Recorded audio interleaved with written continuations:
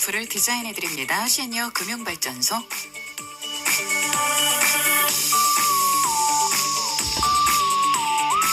한 달에 한 번 알아두면 행복해지는 금융 이야기 나눠봅니다. 시니어 금융 전문가 손갑헌 선생님 모셨습니다. 선생님 안녕하세요. 네, 안녕하세요. 반갑습니다. 네.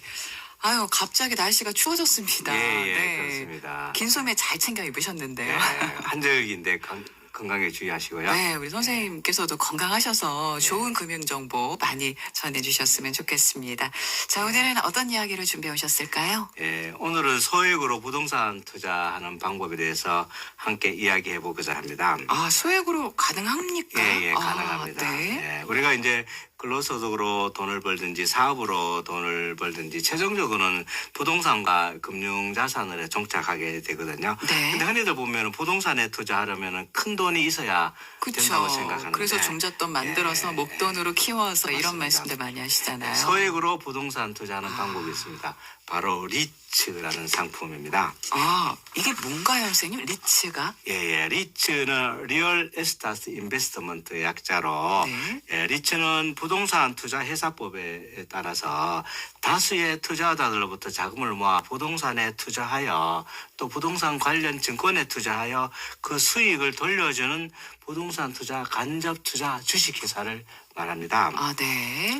쉽게 말하여 리츠는 투자자들에게 자금을 모아서 빌딩, 오피스텔, 물류센터, 백화점, 데이터 센터 등에 투자를 한 뒤에 임대 수익이나 매각 차익을 투자자들에게 돌려주는 그 대표적인 배당형 상품이거든요. 네. 흔히들 이제 부동산 투자는 큰 돈을 들여야 한다고 생각하는데 네. 아주 적은 돈으로 지분을 살 수 있는 그런 상품입니다.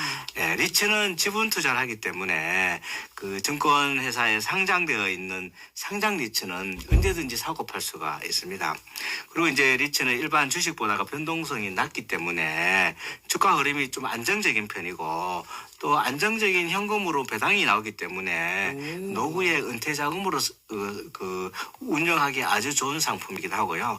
또 리츠는 법적으로 90% 이상을 배당을 하게 돼 있거든요. 네. 그래서 대표적인 중위험 중수익 투자입니다. 아, 보통 우리가 목돈을 모아서 예. 개인적으로 이제 1인 1투자를 한다면 요거는 좀 여러 사람이 모여서 예, 맞습니다. 하나의 어떤 실물을 가지고 투자하는 형태니까 예. 확실히 좀 위험 부담은 적어지겠네요. 지분 투자하는 거니까 내가 커피 그러니까요. 한 잔 값으로도 네. 그 지분을 가질 수가 있는 겁니다. 아. 자, 부동산을 직접적으로 매입하는 게 아니라 이제 여러 예. 투자자들이 공동 투자하고 그 수익금을 나눠 갖는 형식. 아, 여기서부터 뭔가 그러면은 좀 위험 부담이 낮아지니까 요거 한번 해볼까? 그러면 소액으로도 가능해지는 거고. 근데 요즘에 이런 리츠 투자가 또 많은 인기를 끌고 있다는 얘기를 들은 적이 있습니다. 그 왜냐하면 이제 과거에 저금리 시절에 부동산 호황기에는 리츠 상품 인기를 많이 끌었거든요. 네. 그러다가 이제 코로나 시국을 해서 좀 이렇게 부동산 가격이 이렇게 많이 하락하면서 좀 시들을 했는데 최근에 이제 그 리츠 그 금리 인하 기대감 때문에 리츠가 다시 재조명 받고 있고 왜냐하면 리츠는 일반적으로 이제 부동산에 투자할 때 리츠 회사에서 차입을 많이 하거든요. 그래서 그때는 차입을 많이 할 때는 고금리 상황에서는 수익이 좋지 않습니다. 그러나 리츠는 금리가 하락하게 되면은 대출 이자 부담이 줄어들기 때문에 수익성이 좋아지고 있습니다. 그리고 이제 최근에 그 미국 연방준비제도 연준에서 기준금리를 한 번에 0.5포인트 인리는 빅컷을 단행했거든요. 그리고 우리나라도 한국은행에서도 10월 중에 기준금리 인하에 나설 것이라는 전망이 나오면서 금리 인하로 배당 수익이 좋아질 것으로 예상되기 때문입니다. 금리 인하가 되면은 이자 비용이 줄어들기 때문에 리츠는 수익이 늘어나게 되고 당연히 리츠는 배당도 늘어나기 때문에 리츠는 금리와 아주 밀접한 관계가 있습니다. 네, 최근에 나오는 소식들이 이제 금리 인하 이야기들이 많이 나오고 있기 때문에 리츠 투자 부분에 대해서도 한번 고려해 보시면 좋을 것 같다 생각이 들고 일단 변동성이 낮은 것에 투자한다라는 게 일단 좀 안심이 됩니다. 네, 부동산이니까 아무래도 일반 주식보다 변동성이 낮기 때문에 네. 대표적인 중위험 중수익 상품으로 볼 수가 있습니다. 네. 그래서 어쨌든 이게 투자가 아니겠습니까, 선생님? 예, 예. 네, 어떤 투자든 이 장단점이 있게 마련인데 예. 리츠 투자의 장점을 꼽는다면 뭐가 될까요? 그러니까 이제 리츠는 본질적으로 부동산에 투자하고 또 부동산에 투자해서 그 배당을 해주는 배당주거든요. 네네. 그래서 그 시세 차익뿐만 아니라 안정적인 배당을 누릴 수 있다는 것이 최대 장점입니다. 네. 리츠 회사는 법인세를 면제받기 위해서는 배당 이익의 90% 이상을 주주에게 배당을 해야 되거든요. 그래서 주가가 하락해도 배당이 나옵니다. 그리고 그 참고로 이제 작년 기준으로 보면 한국 리츠 협회 자료에 따르면은 작년 평균 배당률이 7.4%를 기록을 했습니다. 와. 예, 예. 그리고 두 번째는 세제 혜택에도 큰 장점이 있습니다. 이거 중요하죠. 예, 우리가 이제 개인적으로 부동산을 사면은 취득세, 등록세, 그럼요. 재산세, 관리비 등 여러 가지 비용이 많이 들잖아요. 네. 리츠는 리츠 주식을 사면은 직접 수수료 외에는 별도의 세금 부담이 없습니다. 그만큼 배당을 더 많이 해줄 수 있는 것이거든요. 네. 예, 리츠를 투자하여 받게 되는 저 배당 소득은 또 당연히 세금을 내야 되겠지만은 분리과세하는 장점이 있습니다. 네. 예, 분리과세는 리츠의 아주 큰 장점인데 잘 활용하면은 세금을 줄일 수가 있거든요. 예를 들어서 구체적으로 살펴보면은 우리가 상장 리츠를 3년 이상 보유하고 5천만 원까지 투자하면은 통상 배당 소득세를 15.4%를 내거든요. 네. 근데 리츠는 9.9%의 저율로 과세되고 또 와. 분리과세 혜택이 받습니다. 그래서 네. 그 분리과세가 되면 또 금융소득 종합과세에서 제외되거든요. 예, 주의할 점은 무조건 리츠를 샀다고 해서 분리과세 되는 것이 아니라 거래하는 증권사에 분리과세 신청을 해야 하는 것입니다. 예. 네. 예, 그리고 또 하나 장점은 ISA나 IRP를 통해서 상장 리츠에 투자하게 된다면은 절세 혜택을 받을 수가 있습니다. 네. ISA는 연간 2천만 원까지는 비과세를 받을 수 있고 네. 또 IRP에 투자하면은 과세 이연이 되고 55세까지는 그 세금을 내지 않아도 되거든요. 예, 그런 혜택이 있습니다. 일단 우리가 뭔가 투자를 한다 그러면 일단 가장 관심이 가는 게 이제 수익이라든지 예, 예. 또 세금 혜택, 절세 부분 이런 건데 예. 이런 장점들이 또 리츠에 담겨 있기는 하네요. 네. 예, 근데 맞습니다. 일단 별도로 분리과세 신청을 하셔야 된다는 예, 예, 거. 맞습니다. 5천만 원까지만 네. 예, 분리과세 신청을 할 수가 있습니다. 네. 자, 그 외에 또 주의사항 있으시면 또 짚어주시죠. 예, 예. 리츠에 투자할 때는 우리가 이제 어떤 부동산에 투자하고 있는지 알아야 되겠죠, 당연히. 그렇죠. 그죠? 예, 해당 부동산의 그 사업성이나 그리고 임대 현황, 상권에 대한 자료가 있으면 더 좋겠고요. 그리고 리츠 가격은 부동산 시장과 금융 시장에 따라서 큰 영향을 받을 수 있습니다. 예를 들어서 오피스텔의 공실이 증가했다 그러면은 임대료가 하락하겠고 배당금이 감소하겠죠. 그렇죠. 그래도 뭐 시장 상황이 좋아서 그 임대가 잘 나간다 그러면은 리츠 배당도 늘어나겠죠. 네. 그러니까 이제 시장이나 금융시장 상황에 따라서 리츠의 시세 차익이나 배당 차익에 차이가 있을 수가 있습니다. 네. 그리고 또 하나는 금리 변동의 리스크도 있습니다. 네. 금리가 상승하면은 리츠의 차입 비용이 증가해서 수익에 부정적으로 영향을 미칠 수가 있고요. 그러니까 이제 금리 상승기에 리츠 투자는 매력 포인트가 없다고 보여지는 거죠.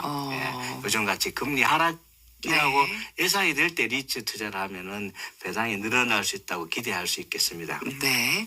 자, 그럼 리츠 투자를 이제 해야 되겠다 마음을 먹었습니다. 이제 어떻게 해야 될까요? 예, 리츠 투자는 그게 이제 상장 리츠와 비상장 리츠로 나누어지거든요. 네. 상장 리츠는 말 그대로 주식시장에 등록돼 있는 리츠이고 비상장 리츠는 이제 등록되지 않는 리츠거든요. 예, 상장 리츠는 주식과 똑같이 증권사에서 거래를 하면 됩니다. 네. 그 지난 5월 기준으로 국내 운용 리츠는 375개인데 이 중에 상장된 리츠는 24개가 있습니다.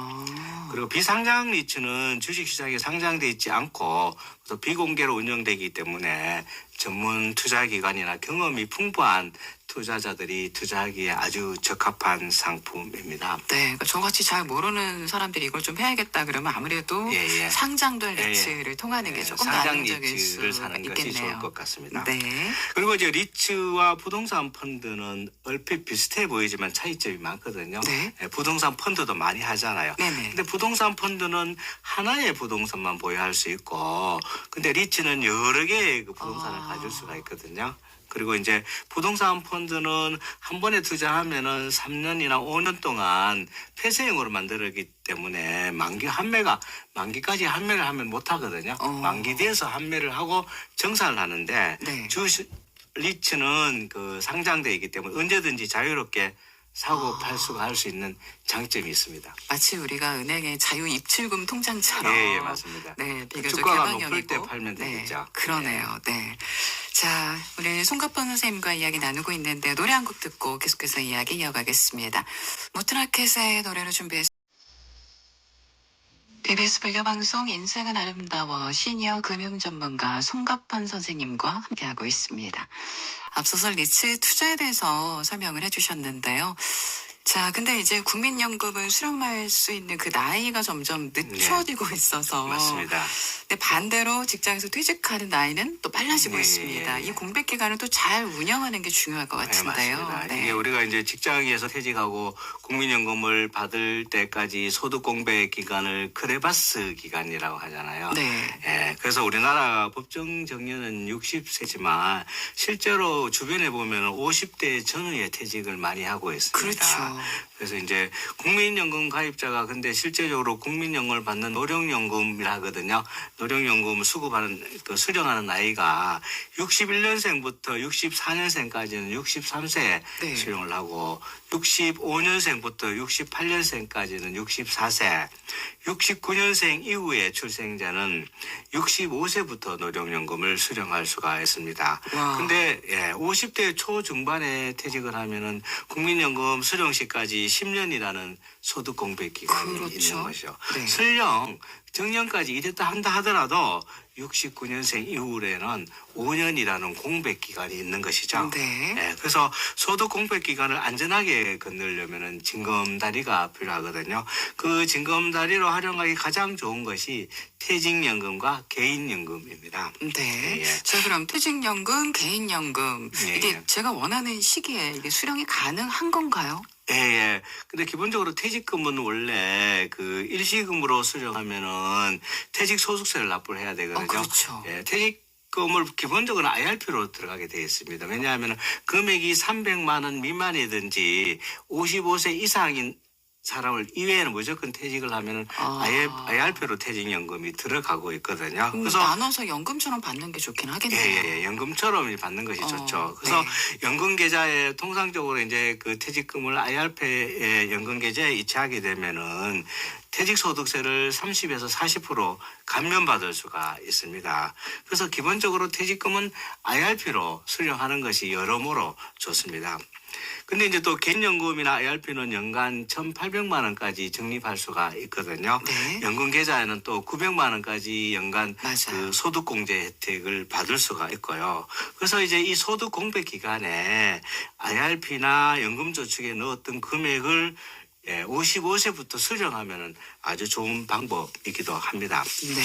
네. IRP 연금 계좌는 55세 이후라면은 특별한 제한이 없거든요. 인출하는데 55세에서 받아도 되고 70세부터 받아도 되는 겁니다. 좀 더 늦게 받을수록 좋은 건가요? 예, 맞습니다. 늦게 받을수록 오래 받을 수 있는 거죠.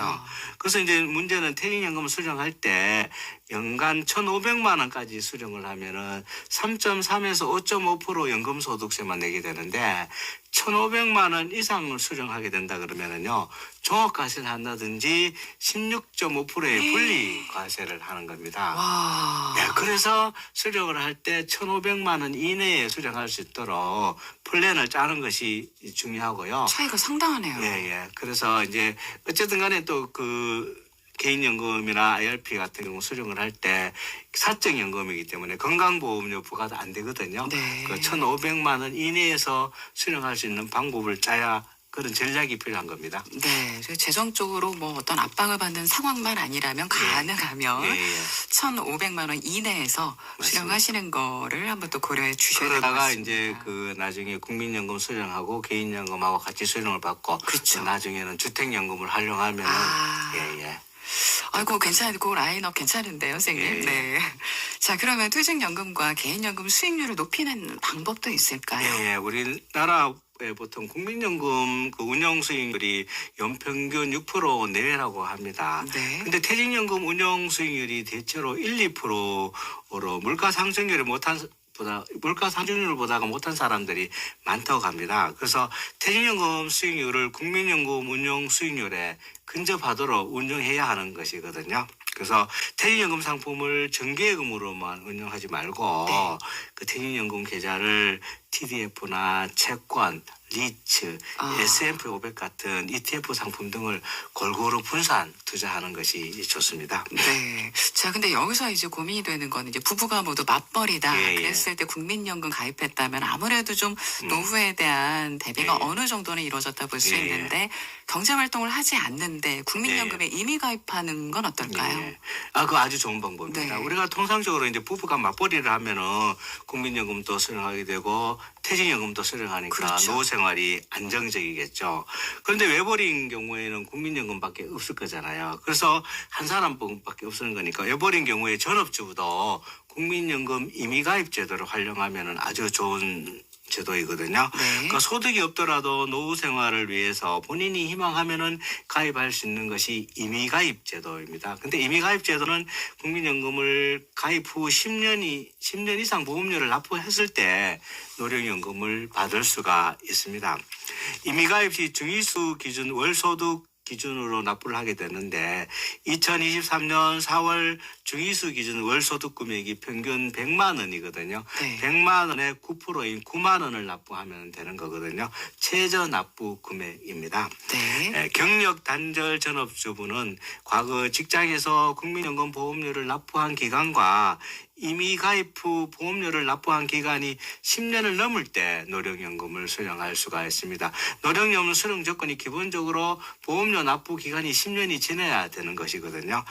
그러므로 경력 단절 기간에 또 납부하지 않는 보험료를 추후에 납부할 수도 있습니다. 네. 그래서 과거에 직장에서도 퇴직하면서 국민연금공단에서 반환 일시금을 수령한 사람들도 또 반환 일시금을 그러면 또 이자를 대해서 반납하면은 가입 기간을 회복할 수도 있고요. 네.